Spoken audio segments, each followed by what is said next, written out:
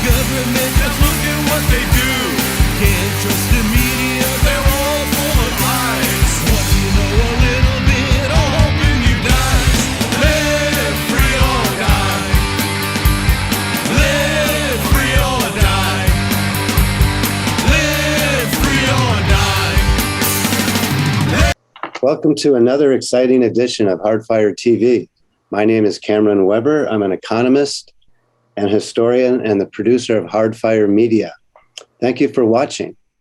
Today we are discussing the situation in Ukraine from a classical liberal perspective. There have been more than 2 million people evacuating their home, I guess 3 million evacuating their home and 2 million leaving the country since Russia started aggression about 5 weeks ago. People are being killed. What led to this? And what should be done, if anything, about it concerning those of us in the USA? Why did we get here in the first place? What's the problem and how does it end? Today, to help figure this out, I have two guests. John Clifton is a longtime Hardfire participant and who served in the US Navy. John is very knowledgeable in areas around intervention in U.S. foreign affairs. Hello, John, and tell us why you are interested in today's topic. I'm interested in it because there's so much more complicated stuff going on than is often presented in the media or in the political establishments in Washington about the thing, and the context is often missing. That through which we can more properly describe who is the aggressor, who is the defender, who has been more made the aggrieved party in an ongoing dispute. If we only get the current issue of who did what last month or last week to somebody, and that needs to be corrected. We need to have a more comprehensive view of things before we commit lots of soldiers, lots of troops, lots of resources to being involved in conflicts that, technically speaking, are not, our business to be involved in. Right. We'll get into the historical context of what's going on today's show, right? Mm-hmm. Yeah. And I don't know if you want me to continue there, but there are issues relating to NATO as well as to the United States in the matter of Russia and Ukraine. Yeah, we'll definitely going to be talking about that. Yes. Thank you, John. And new to our show is Brooklyn Vlad. This is Vlad's first time on our show. Welcome, and tell us why you are interested in discussing today's topic about the Ukraine. Oh, hello, Cameron. I'm glad you had me on today. I'm very interested in the topic just because it's what's going on right now in the news. If you open up any news channel, all you see is a hard-driving propaganda effort by our news media with Ukraine being the main focus. Now, I also am very interested in hearing what Mr. Clifton has to say because I do respect him immensely, and I would love to hear more about the libertarian perspective on things, and I'd love to discuss that. Yeah. So that's why I'm here. Yeah. Thank you, Vlad. To paraphrase Vlad, we know that Russia is a country and Ukraine is a country, but we really don't know what's going on there except through some type of Cold War mentality thinking as filtered through the establishment media. Hardfire, as you both know, and our audience knows, is a venue to express alternative viewpoints. Speaking of Cold War mentality, here's this week's Economist, the alternative world order, friendship between the two states has no limits. So you'll see that there's a new world order that's being propagated by The Economist magazine. And The Economist magazine always, if there's a world problem, it always seems to be the United States needs to do something about it. And they've turned they used to be classical liberal, and now they're pretty much new world order globalist in their thinking. So I'll start out with the question. What is going on in Ukraine, and what is our responsibility in this, if any? Okay. Let me go ahead and say that to understand what's happening, instead of going all the way back to hundreds of years or decades ago, just the post 1990 situation is the best starting point. Soviet Union ended like end of 91. The thought among NATO and the United States was that then that just left the United States as the sole superpower. NATO is the sole unifying military alliance, and that therefore they could begin more expansion to protect more countries in Europe. The United States supported NATO in expanding to different parts of Eastern Europe, and the point of this was, they say, was to protect against intrusions, further expansion by Russia. Russia, however, was in a position only to try to rebuild after the end of the Soviet Union, and it had lost a lot of the member countries or the seized countries that had made it up. They got verbal assurances from NATO that this expansion would not be ongoing and endless. It would end somewhere, and that they would not build militarily closer and closer to the borders of Russia. However, this was never backed up by treaties or any formal agreement in writing anywhere. So they got to see countries, 3 or 4 or 5 or 6 different countries, I think 11 different countries by the mid-2000s that were added to NATO, several of which were right at the border of the Soviet Union. At that point, around 2007 or whatever, Putin decided that he was not going to tolerate, Russia was not going to tolerate any further NATO expansion. And then began these long years of figuring out what does that mean in terms of Georgia and Ukraine as countries that wanted to get on the gravy train of NATO protections. And that led to the complications that escalated to the current state, where basically Putin was told in mid-February of this year, in an emergency meeting between his people and NATO, that there would be no there would be no compromise on NATO's part about continuing to add nations, and they would also not stop Ukraine from attacking a largely Russian population in the eastern side of the country of Ukraine. It's called the Donbass region, made up of 2 counties. And he just lost his patience and said, we're going to go ahead with a military operation, his euphemism for, war, to deal with the situation. Yeah. I don't So NATO did not live up to its promises. Vlad, Well, the way I understood it, and you correct me if I'm wrong, is that during the time of the USSR, when they were talking about the reunification of Germany, an agreement was made between then the Soviet Union and the U.S., where the U.S.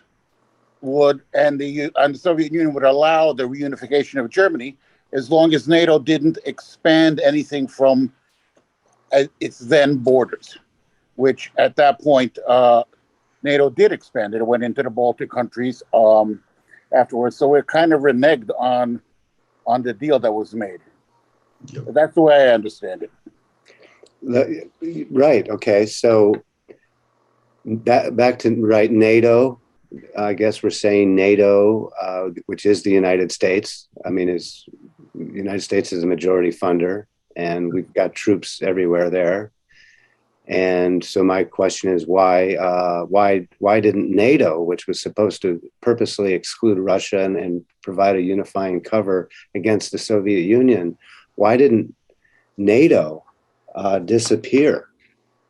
When the Soviet Union fell, many libertarians or classical liberals, the Cato Institute, I'll show a graphic, the Cato Policy Report from October 1990, even before, as the Soviet Union was falling, were arguing, okay, we no longer need NATO. We no longer need to be the aggressor over there. We don't need to be the world's policeman. Shouldn't NATO have gone away in 1991 with the fall of the Soviet Union? There's the penny that drops like a ton of bricks, on this whole matter. That is supposed to be the way it's supposed to work logically and rationally. There is something else in it. Is an ideological factor and a money factor.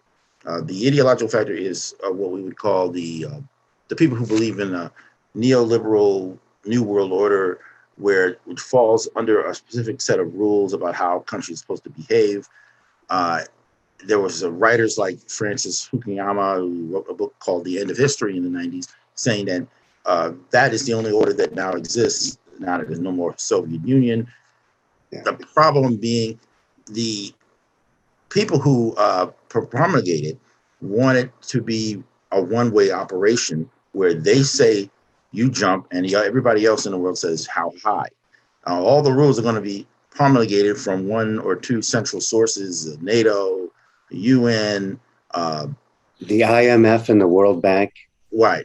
That's how I define neoliberalism. Is the order put in there was going to be no deviation from that. Nobody could offer a separate approach to the world, and therefore, if NATO says we're going to keep expanding, that's it. they didn't want to do anything according to what other regions of the world think. The money factor, I would say, is a John McClane factor. You got to look at some of these stories and some of these developments from the point of view of, of who's making money. We just got out of Afghanistan, the United States, after 20 years of engagement. And defense contractors are saying, where's my money? They want more equipment to be sold to the fighting forces and to rebuild the countries or the regions that we destroy. Yeah. And so 7 months after Afghanistan is finally vacated by the U.S., here we are at the precipice of another major conflict 8 or 9 time zones away that we shouldn't be involved in. NATO has an Article 5 provision in its charter that obligates us to get involved when another NATO country is attacked. And so the effect of pushing more and more countries into full NATO status is to force the Soviet Union, now to Russia, into fighting these countries because they got military arrangements in each of these countries that take up the NATO status. They build bases, they park missiles, and Russia said none of that. We don't want that. Just like the United States didn't want that in the Cuban Missile Crisis. They didn't want Russian missiles right 90 miles off of the coast of Florida, and they said no, and they meant no, just like we meant no when we said we're not going to accept the missiles, in Cuba. Yeah. So what do you do when you've got that kind of standoff? But those military contractors want to be fed, and they'd be perfectly happy if we got another big war out of this, and then they can push all the politicians to continue to fund the war. Vlad, what were you going to say? No, I agree with Mr. Clifton. It's always follow the money. That will always get to the answer, or at least close enough to it. Let me ask a different, a step back question. I saw the Independent Institute speak yesterday about current events, the Ukraine situation being one of them. And they say one thing that libertarians, and I don't know if we all agree we're libertarians or classical liberals, or even if libertarians even have a common definition of what the public good is and all that type of thing. But they said that the libertarians seem to deny the legitimacy of the nation. So we were so principle oriented that we deny the legitimacy of the nation. So maybe NATO's expansionism, we're denying Russia's legitimacy as a nation under NATO expansion. The libertarian approach involves simply, let's not have force, let's not have violence, let's not have the initiation of it by whichever means, whatever, to resolve conflicts. And throughout this particular conflict, the Russia's approach has been to say, we just want guarantees that protect our sovereign rights to self-defense and protection and security of our borders. And that's the same principle that led the United States to say, we're not going to tolerate Cuban bases that have Russian missiles pointed at us. So you're saying the United States is being hypocritical. There's not a consistent bone in the military-industrial complex's body except for more war. And I want to make another fine point, which is there's a difference between isolationism and non-interventionism. Yes. I think we can agree that we're non-interventionists. Vlad, you? Yes. And Vlad also sent now let's talk. We've been kind of easy on Russia, and they are creating death and destruction of a country that was a kingdom for 800 years. And so now let's look at Russia's motivation. Vlad sent a text that said, small wars are great, helps the economy. You pay back your supporters with contracts. You get to test out your weapons and tactics. It's a win-win for everybody except the poor suckers on the ground getting bombed. Yeah. I wouldn't disagree with that in that, the preponderant approach of the Western powers in building a very vast global military empire has been to presume in all of its conflicts that it is defending. And therefore that's the excuse to explain away all of its military buildups and all the propagation of violence. Even though the Cold War was over, they're still defending. Yeah. Mm-hmm. Yeah, and also they look at it from the point of view of firing the missiles, firing the guns, and some reporters in other parts of the world say, well, we look at the war from the point of view of the people who are receiving the bullets and getting blown to bits. So it depends in that respect on one's point of view. I would say the principle that justifies defense, that truly justifies military defense, is the sovereignty of the people as a nation to protect itself from threats to its security. And from this, and this is the crux of the Russian-Ukraine dispute. Russia says missiles at our front door is a threat to our security. Therefore, our military action in response to that is not aggression. And Ukraine just reports it, and the rest of the Western media, however, reports the matter as a matter of simple aggression by the Russian. And I would point out to you that they do this without mentioning the history since the fall of the Soviet Union. They don't do it any real mention of NATO expansion. They haven't brought up the Donbass conflict. They haven't brought up the Minsk Accords. This is a peace agreement that had been worked on for 8 years by Russia and Ukraine to try to, again, put these things in formal treaty format, so that there's no more conflict. But Ukraine refused to really abide or agree to the terms of it, which was neutrality. They should stay neutral and not try to build up a military presence against at the Russian border, and they should lay off attacking the Russians in the eastern part of Ukraine. And of those negotiations are what has led to the immediate buildup of this conflict. Well, the problem is, from what I understand, is that the Ukraine had, like the United States, we seem to have two parties, Republicans and Democrats. Republicans are right-wing, Democrats are left-wing. And Ukraine had the same thing. They pivoted between a pro-Russia party and then a pro-EU and NATO party without establishing anything that was good for their own people first and foremost. Mm-hmm. And we also want to talk about is in 2014, they had I guess the Russian side would call a coup, and the pro-Western side would call a revolution, in which the pro-Russians were ousted.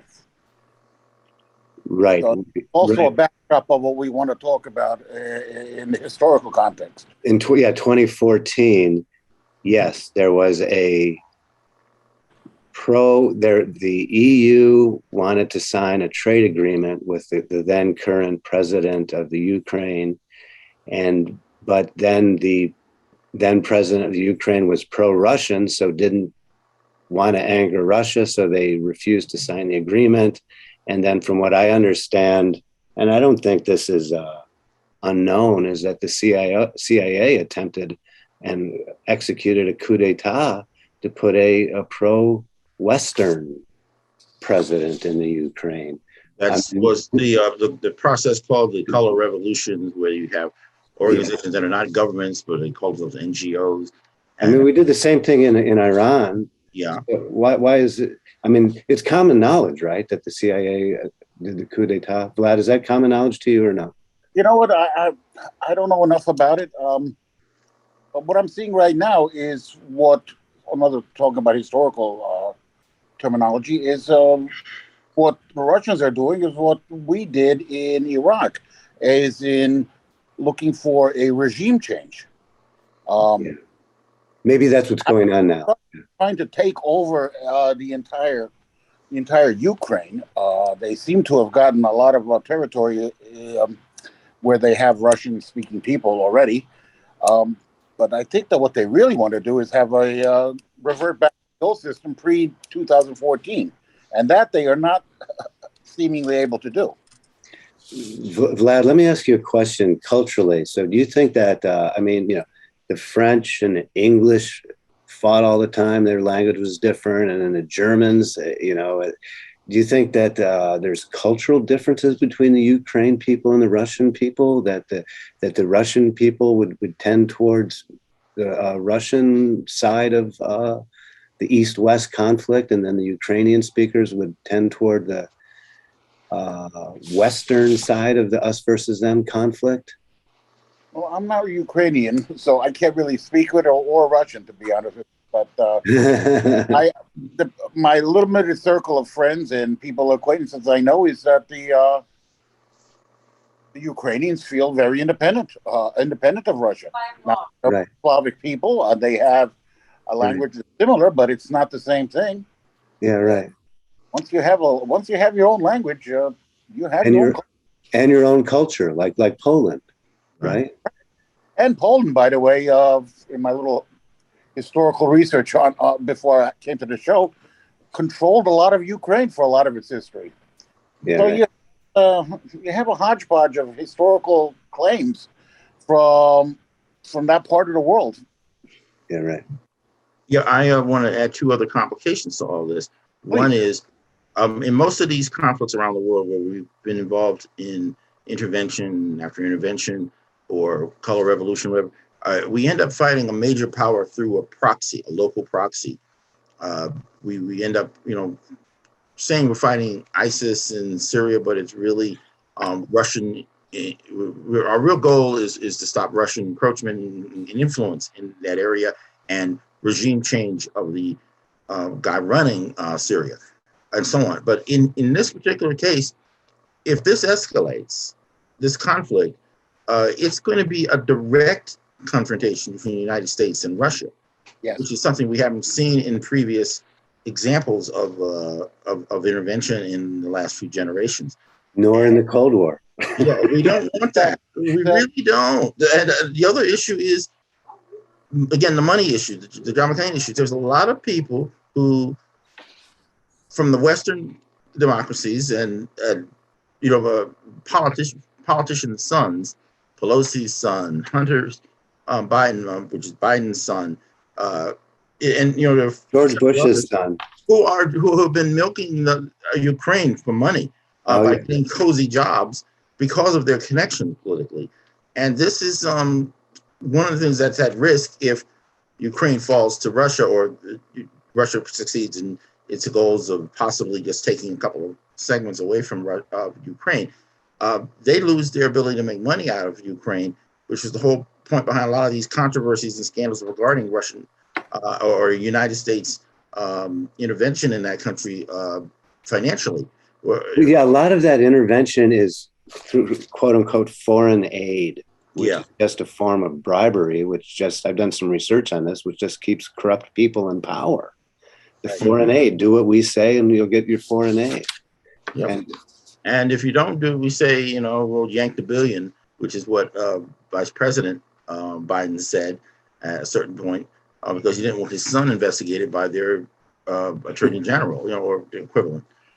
So that's a long story, and we've just barely touched on that story. Mhm. So can we all, how do we peel back? So we're all non-interventionists, and we don't want continued mainstream press saying that we need to have the United States solve the world's problems.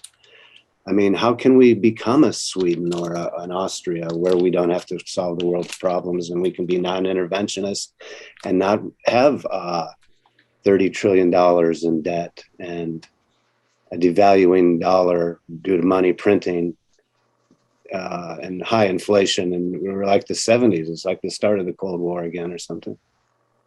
Well, my own quickie view is that it's going to go that way, one way or the other. Because I think they're going to pull back from the brink of World War III, even though they're going to keep trying to escalate it because again, the contractors want money. Well, the Ukraine's already refused NATO. Ukraine has already declared that we don't want NATO. Well, on the one hand, they say that. On the other hand, they don't agree to any of the conditions that Russia wants in terms of them being neutral, remaining neutral, and them backing out of the Donbass situation, and stop developing weapons, whether it's military nuclear weapons or bio weapons. All right, so we got our director told us we just have 1 minute left on our show right now. So let me ask you both. So do you think the war will continue until the election cycle in the United States is over? You think that's part of a grand plan, is to keep it going because you don't change power when the war is going on? I mean, I don't know. We're just talking about this stuff. I haven't been to Ukraine. I haven't been to Poland. In our best interest that this war ends quickly for everybody.